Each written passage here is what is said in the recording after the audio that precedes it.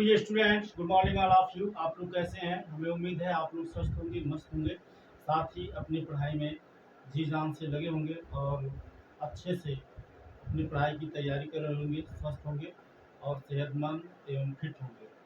Dear students, आज का जो हमारा टॉपिक है बहुत ही मस्त टॉपिक है, जो क्लास 12 और 10th के बच्चों के लिए बहुत ही उपयोगी है और ये वैसे देखा जाए तो सबके लिए उपयोगी है।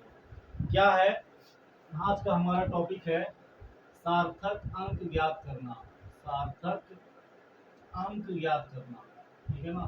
सार्थक अंक ज्ञात करना। ठीक, देखिए हम अपने जीवन में, हमारे जीवन में बहुत सी सारी मतलब बहुत सी सारी चीज़ों को हम मापते हैं, जोखते हैं, तौलते हैं, तो उसमें कहीं ना कहीं गलतियां कर बैठते हैं। तो सही सही उसको कैसे मापा जाए, कैसे जोड़ा जाए, कैसे गुणा किया जाए, कैसे घटाना जाए, ये प्रक्रियाएं कैसे होती हैं, ये हम आपको बताने वाले हैं। फिलहाल इस वीडियो में हम आपको बताएंगे सार्थक अंक क्या होता है और इसको कैसे ज्ञात किया जाता है। तो पहला नंबर ये होता है, इसका जो नियम है, पहला नंबर ये है कि दशमलव अंक का सार्थक अंक पर कोई प्रभाव नहीं पड़ता। जैसे पहला नंबर यही है, दशमलव का सार्थक अंक पर कोई प्रभाव नहीं पड़ता। सार्थक अंक पर कोई प्रभाव नहीं पड़ता, कोई प्रभाव नहीं पड़ता। ये बहुत इंपॉर्टेंट चीज, ठीक है ना, पड़ता है। जैसे जैसे मान लो हमने लिख दिया 6.23556, मान लीजिए ये है, और हमने लिख दिया 62356, ये हमने लिख दिया, और 6.2.356 लिख दिया। और आपसे पूछा जाए इसमें सार्थक अंकों की संख्या कितनी होगी, तो देखो दशमलव को आप भूल जाओ, दशमलव से कोई मतलब नहीं है। इसमें कितने अंक हैं? 1 2 3 4 5। तो सार्थक अंक संख्या कितनी हो गई? पांच अंक हैं जो सार्थक अंक हैं। 5 अंक क्या है? सार्थक अंक है, ठीक है ना? 5 अंक क्या है? सार्थक अंक है। इसी तरह से इसमें इसमें भले ही डेसिमल नहीं लगा है, इसमें भी सार्थक अंकों की संख्या कितनी होगी? इसमें भी सार्थक अंक 5 है। इसी तरह से इसमें भी दशमलव को भूल जाइए, ये मत सोचो कि यहाँ दशमलव लगा था, ठीक है ना, 6 के बाद यहाँ 62 के बाद दशमलव लगा, उससे मतलब नहीं है। दशमलव का सार्थक अंक पर प्रभाव पड़ता ही नहीं है। तो 3 2 5 अंक है, तो इसमें भी सार्थक अंकों की संख्या कितनी हो गई? 5 हो गई, ठीक है ना? दूसरा नियम क्या है? दशमलव के पहले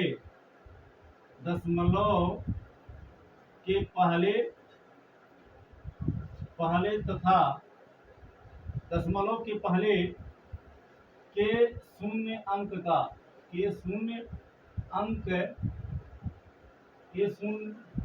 दशमलव के पहले का शून्य अंक सार्थक अंक नहीं होता।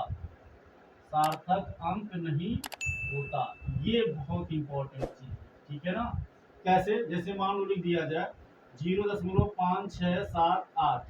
अब आपसे पूछा जाए इसमें कितने सार्थक अंक होंगे, तो इसमें सार्थक अंकों की संख्या कितनी होगी? सिर्फ 4। 1 2 3 4। दशमलव के पहले ये जो 0 अंक है, इसका ये सार्थक अंक नहीं होगा। अब आप सोचोगे कैसे? देखो हम बता रहे हैं इसको। 0.5678 बराबर आप लिख सकते हो डेसिमल का वैल्यू 1। डेसिमल के बाद कई अंक है? 1 2 3 4 अंक है, तो 4 जीरो आप बढ़ा दो, है ना? अब ये हो जाएगा 5 6 7 8। तो देखो ये 0 यहाँ आया नहीं आया। अगर आप इसको लिख भी देते हो तब भी इसको 5678 पढ़ेंगे, और नहीं लिखोगे तब भी इसको 5678 पढ़ेंगे, ठीक। अर्थात इस 0 को यहाँ हम नहीं पढ़ेंगे, इस 0 का यहाँ कोई महत्व नहीं है। तो वही है, दशमलव अंक के पहले का शून्य अंक सार्थक अंक नहीं होता है। जैसे यहाँ ये दशमलव के पहले 0 है, ये सार्थक अंक में नहीं आएगा। तीसरा नंबर, अंक के पहले का शून्य अंक सार्थक अंक नहीं होता। सार्थक अंक नहीं होता है। नहीं होता है। ठीक है ना। जैसे मान लो हमने लिख दिया उदाहरण के लिए 0.00053246, इसमें सार्थक अंक कितने हैं?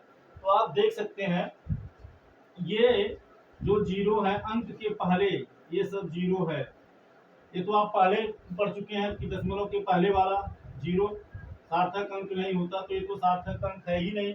अब ये जो तीनों अंक है ये आप देख सकते हैं अंकों के पहले है, शून्य अंक 5 3 2 4 6 के पहले है, तो ये सार्थक अंक नहीं होगा। तो इसमें सार्थक अंकों की संख्या 1 2 3 4 5 होगा। अब आप सोचोगे कैसे? देखो 0.000053 2 4 6 है।